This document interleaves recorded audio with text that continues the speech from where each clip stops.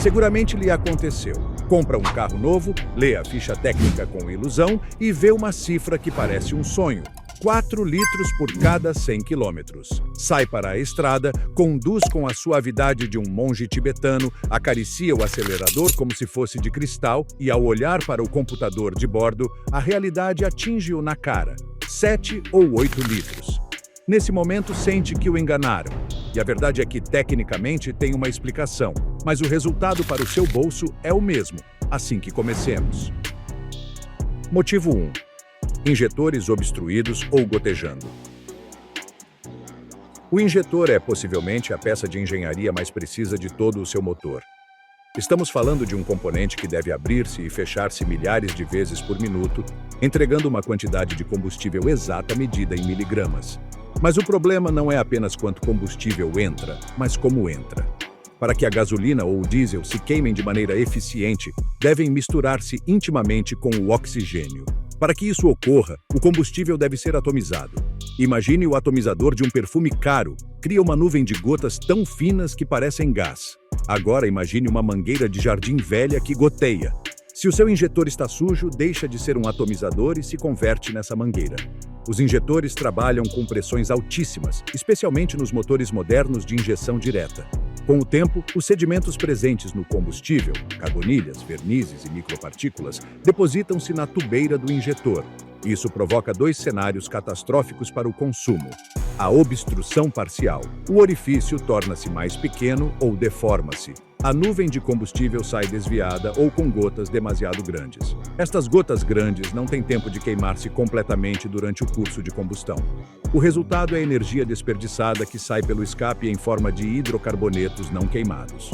O seu carro está, literalmente, deitando dinheiro pelo tubo de escape. O gotejamento, injetor que não fecha. É o cenário mais grave. Devido à sujidade na agulha interna, o injetor não sela hermeticamente quando deveria estar fechado. Continua a deixar cair gotas de combustível no cilindro, inclusive quando não é o momento da explosão. Isso não apenas aumenta o consumo de forma massiva, mas pode lavar as paredes do cilindro, eliminando a película de óleo lubrificante e provocando um desgaste prematuro do motor. Motivo 2. O sensor de fluxo de ar, MAF, e o sensor de pressão, MAP. O seu carro tem um cérebro central chamado ECU, Electronic Control Unit. Como qualquer cérebro, a sua capacidade de decisão depende totalmente da informação que recebe dos seus sentidos. Neste caso, os seus sentidos mais importantes para a poupança de combustível são o sensor MAF, Mass Airflow, e o sensor MAP, Manifold Absolute Pressure. O sensor MAF costuma estar localizado logo após o filtro de ar. O seu trabalho é medir exatamente quantos gramas de ar estão a entrar no motor por segundo. Utiliza um fio de platina ou uma película fina que se aquece eletricamente. À medida que o ar passa, arrefece esse fio. A ECU mede quanta corrente necessita para manter o fio quente e, mediante cálculos matemáticos complexos, determina a massa de ar. O problema é que este fio é extremamente sensível. Se o filtro de ar deixar passar micropartículas de pó ou se os vapores de óleo do motor se condensarem sobre ele, cria-se uma camada isolante. Imagine que tenta sentir o vento usando 3 pares de luvas. O sensor torna-se lento ou mentiroso. Se o MAF diz à ECU que está a entrar menos ar do que realmente entra, a mistura será pobre e o carro perderá potência, obrigando-o a pisar mais o pedal. Mas o mais comum é que o sensor falhe para cima, ou que a ECU, perante a dúvida, entre num modo de proteção, enriquecendo a mistura para evitar que o motor sobreaqueça. O resultado? Um consumo que sobe uns 10 ou uns 15% sem que se acenda nenhuma luz de avaria no painel. Em muitos carros modernos, o MAF complementa-se ou substitui-se pelo sensor MAP. Este mede a pressão, ou o vácuo, dentro do coletor de admissão. É vital para calcular a carga do motor. Se este sensor se encher de carbonilha, algo muito comum nos motores diesel devido à válvula EGR, as suas leituras serão erráticas. Se a ECU acredita que o motor está sob muita carga porque o sensor MAP está obstruído, injetará mais combustível do que o necessário. É como se o carro pensasse que está a subir uma montanha quando, na verdade, vai por terreno plano. Está a queimar gasolina para uma batalha que o motor não está a travar. Motivo 3. O filtro de ar saturado. Muitas vezes disse que o filtro de ar é o pulmão do carro, mas gosto mais da analogia do corredor de maratona. Tente correr 10 quilômetros respirando através de uma palhinha ou com uma máscara cheia de lama. Cansar-se-á muito antes, o seu coração baterá mais rápido e necessitará de muito mais energia para cobrir a mesma distância. É exatamente isso que acontece ao seu motor quando o filtro de ar está saturado. Um motor de combustão interna é, em essência, uma bomba de ar. Para produzir potência, necessita de aspirar ar, comprimi-lo e misturá-lo com combustível. Se o filtro estiver tapado por pó, pólen, insetos ou poluição urbana, o motor tem de realizar um trabalho mecânico adicional apenas para sugar o ar através dessa barreira. Este esforço extra conhece-se como perdas por bombagem. Nos carros antigos de carburação, um filtro sujo era catastrófico porque a falta de ar provocava que a mistura se enriquecesse automaticamente, disparando o consumo de forma brutal. Nos carros modernos com injeção eletrônica, a ECU detecta que entra menos ar e reduz a quantidade de gasolina para manter a mistura equilibrada. Então, por que gastamos mais? A resposta está no seu pé direito. Ao ter menos ar disponível, o motor produz menos potência. Como o carro corre menos, você, de maneira inconsciente ou consciente, pisa mais o acelerador para manter a velocidade de cruzeiro ou para realizar uma ultrapassagem.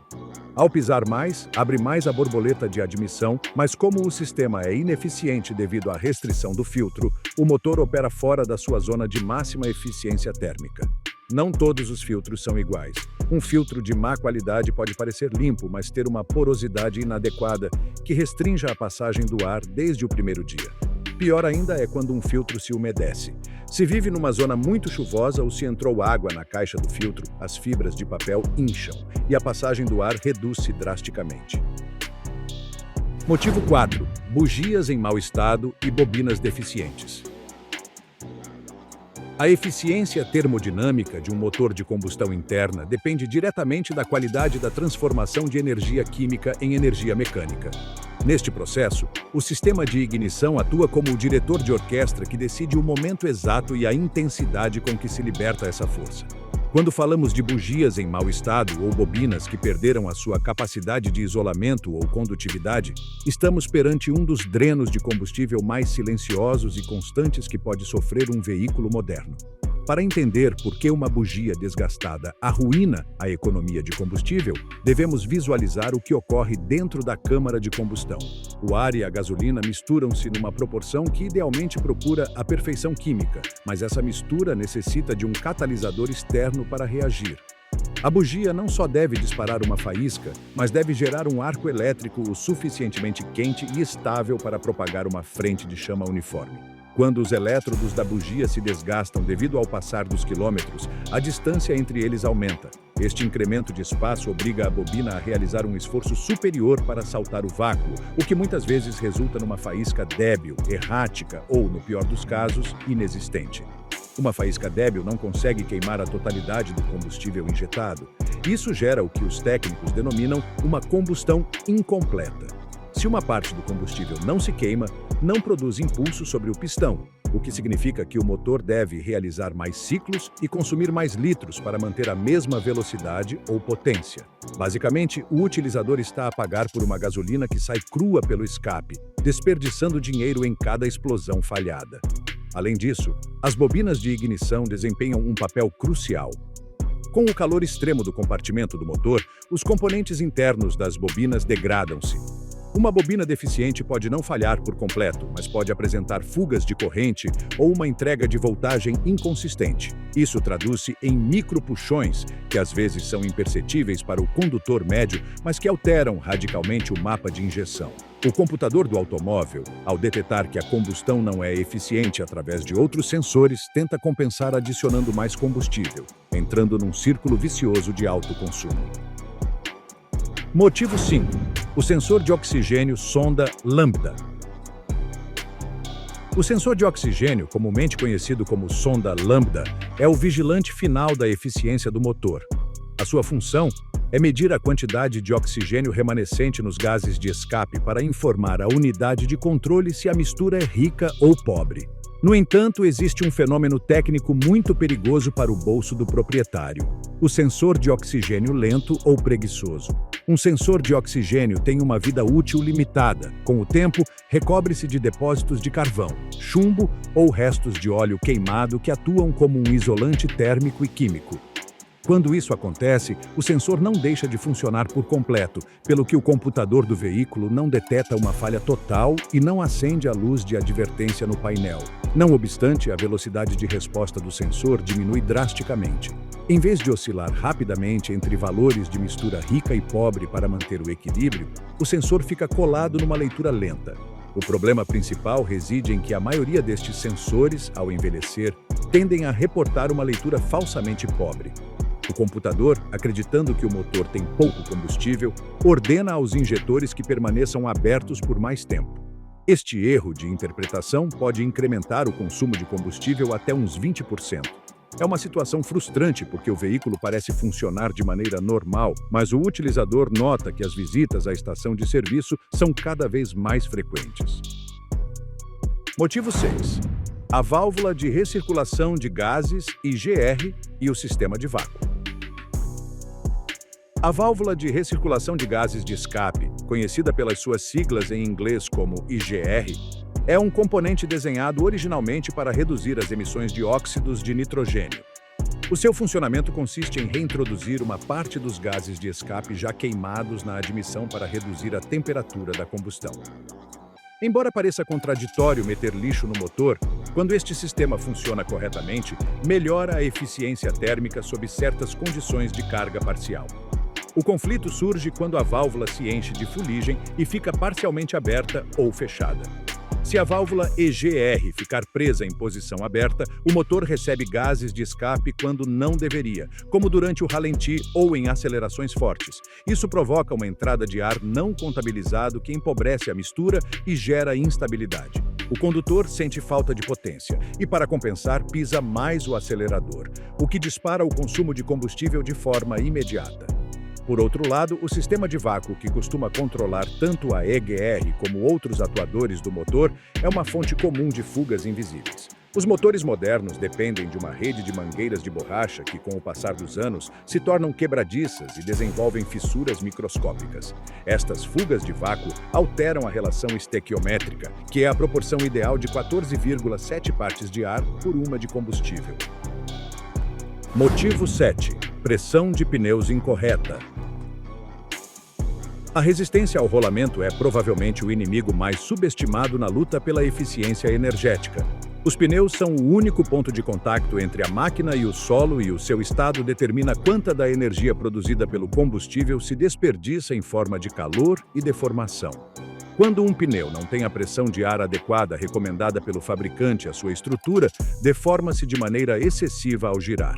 Esta deformação constante requer energia para ocorrer energia que provém diretamente do tanque de gasolina. Um pneu com baixa pressão aumenta a sua superfície de contato com o pavimento, mas não de uma forma útil para a aderência, mas sim de uma maneira que gera um lastro desnecessário. A borracha, ao estar mais mole do que o devido, sofre um processo de esterese mais severo. Isso significa que o material se aquece enquanto se dobra e se estica em cada rotação, desperdiçando potência que deveria usar-se para o impulso. As estatísticas de engenharia automóvel sugerem que uma queda de apenas umas poucas libras na pressão pode elevar o consumo de combustível de maneira notável, porque o coeficiente de fricção aumenta drasticamente. Motivo 8. O termostato bloqueado em posição aberta. O motor de combustão interna é uma máquina térmica que necessita operar dentro de um intervalo de temperatura muito específico para ser eficiente. Este intervalo costuma situar-se entre os 90 e os 105 graus Celsius, dependendo do design. O encarregado de regular este equilíbrio é o termostato, uma pequena válvula que controla o fluxo de refrigerante para o radiador. Uma falha muito comum e perigosamente ignorada é quando o termostato fica bloqueado na sua posição aberta, permitindo que a água circule livremente para o radiador, inclusive quando o motor acaba de arrancar. Quando isso acontece, o motor tarda uma eternidade a alcançar a sua temperatura de funcionamento, ou, o que é pior, nunca chega a alcançá-la se o veículo circula por estrada ou em climas frescos. Poderia parecer que um motor frio é algo bom para evitar o sobreaquecimento, mas a realidade é que um motor que trabalha abaixo da sua temperatura ideal é um devorador de gasolina. A computadora do automóvel, ao receber o sinal do sensor de temperatura de que o bloco está frio, assume que o veículo está em fase de aquecimento. Para compensar isto, a unidade de controle ordena uma mistura de combustível extremamente rica, injetando muito mais gasolina do que a necessária para tentar gerar calor rapidamente e manter a estabilidade do ralenti. Motivo 9. O uso do ar-condicionado e a carga elétrica. Todo o conforto e a tecnologia que desfrutamos dentro de um automóvel moderno tem um preço que se paga na bomba de combustível. O alternador e o compressor do ar-condicionado são dispositivos mecânicos que estão acoplados ao motor mediante correias. Para que estes componentes girem o motor, deve entregar uma parte da sua potência disponível, o que incrementa a carga e, por conseguinte, o consumo. O ar-condicionado é o consumidor mais voraz de energia parasitária. Quando o compressor se engata, representa um esforço mecânico considerável que pode restar entre 3 e 8 cavalos de força ao motor, dependendo do tamanho do sistema. Em veículos de baixa cilindrada, este impacto é muito mais evidente, já que o motor deve realizar um esforço proporcionalmente maior para manter a velocidade enquanto arrasta o compressor. O uso indiscriminado do ar-condicionado na cidade, onde o motor já sofre pelas constantes paragens e arranques, pode elevar o gasto de combustível de forma significativa. Não se trata apenas da energia necessária para arrefecer o habitáculo, mas de como o sistema de gestão do motor deve elevar as rotações por minuto para evitar que o automóvel se apague sob essa carga extra. Motivo 10. Aerodinâmica e peso desnecessário. A eficiência de um veículo em movimento é uma batalha constante contra a resistência do ar e a inércia da massa. A aerodinâmica não é um conceito exclusivo dos carros de corrida de Fórmula 1, mas sim uma realidade física que afeta qualquer objeto que se desloque a mais de 50 km por hora. À medida que a velocidade aumenta, o ar torna-se uma barreira muito mais densa e difícil de perfurar. Se o design original do fabricante se vê alterado por elementos externos, o coeficiente de arrasto aumenta de forma exponencial, o que obriga o motor a queimar mais combustível para manter a mesma velocidade de cruzeiro. Um dos infratores mais comuns são as barras de tejadilho e os porta-bagagens. Muitos condutores instalam estes acessórios para uma viagem específica e depois deixam-nos montados de maneira permanente por comodidade ou descuido. Estas estruturas quebram o fluxo laminar do ar, criando turbulências e zonas de baixa pressão atrás delas, que atuam como uma âncora invisível. Inclusive, quando as barras estão vazias, podem incrementar o consumo de combustível numa porcentagem considerável, especialmente em autoestrada. Se a isto somarmos malas de tejadilho ou suportes para bicicletas, o impacto no bolso é imediato e severo, já que o motor deve lutar contra uma parede de vento muito maior. Motivo 11. Travões ligeiramente gripados ou presos. Um problema mecânico que frequentemente passa despercebido, inclusive para condutores experientes, é o dos travões que não se libertam por completo. O sistema de travagem está desenhado para aplicar uma pressão imensa sobre os discos ou tambores e depois retrair-se milimetricamente para deixar que a roda gire com total liberdade. No entanto, devido à corrosão, à falta de lubrificação nos pernos guia ou ao envelhecimento dos tubos de travão, é possível que uma das pinças não recue o suficiente. Isto cria um fenômeno de fricção constante conhecido como arrasto de travões. Quando isto ocorre, o carro está a lutar contra si mesmo. É como tentar pedalar numa bicicleta enquanto alguém aperta ligeiramente a manete do travão. O motor deve gerar potência extra para vencer essa resistência parasitária, o que eleva o consumo de combustível de maneira silenciosa. Uma forma simples de detetar este problema é prestar atenção a como se comporta o veículo quando deixamos de acelerar numa superfície plana. Se o carro para com demasiada rapidez ou se sentimos que não tem inércia, é muito provável que haja um componente de travão preso. Outro sinal claro é o calor excessivo numa das jantes, depois de um trajeto curto sem ter travado de forma brusca. A manutenção dos travões não deve limitar-se apenas a mudar as pastilhas quando se gastam. É vital realizar uma limpeza e lubrificação dos componentes móveis do sistema de travagem pelo menos uma vez por ano. A acumulação de sujidade e o pó das próprias pastilhas podem bloquear os mecanismos, provocando que o roce seja constante. Um sistema de travões em perfeito estado assegura que toda a energia da combustão se dedique exclusivamente a mover o veículo para a frente e não a gerar calor desnecessário nos discos de travão. Motivo dose: o fator humano e a condução preditiva. Apesar de todos os avanços tecnológicos e dos sistemas de gestão eletrônica, o componente que mais influi no consumo de combustível continua a ser a pessoa que se encontra atrás do volante. O pé direito do condutor tem mais poder sobre a economia de combustível do que qualquer modificação mecânica. A condução preditiva é a arte de antecipar-se às condições do trânsito para evitar desperdiçar energia. Cada vez que travamos, estamos a converter a energia que já pagamos na bomba em calor inútil nos travões. Portanto, o objetivo de uma condução eficiente é minimizar o uso do pedal do travão mediante a observação constante do meio envolvente. Acelerar de forma agressiva para chegar rapidamente ao seguinte semáforo vermelho é uma das práticas mais dispendiosas e inúteis. A forma correta de operar é realizar acelerações progressivas e manter uma distância de segurança o suficientemente ampla para que possamos ajustar a nossa velocidade simplesmente levantando o pé do acelerador quando o trânsito abranda. Ao utilizar o travão motor, permitimos que a computadora corte o fluxo de combustível aos injetores quase por completo, aproveitando a inércia do veículo para manter os sistemas a funcionar a custo zero. Recuperar a eficiência original de um automóvel requer uma abordagem sistemática que combine a manutenção mecânica rigorosa com uma mudança nos hábitos de uso. Analisamos como desde uma bugia defeituosa até uma má pressão de pneus ou uma condução agressiva podem destruir a economia pessoal. O plano de ação deve começar por um diagnóstico profundo dos sistemas de gestão do motor, seguido por uma revisão dos elementos do chassi e da aerodinâmica. Não se trata de realizar reparações dispendiosas de forma aleatória, mas de entender a interconexão entre todos os componentes que permitem o movimento.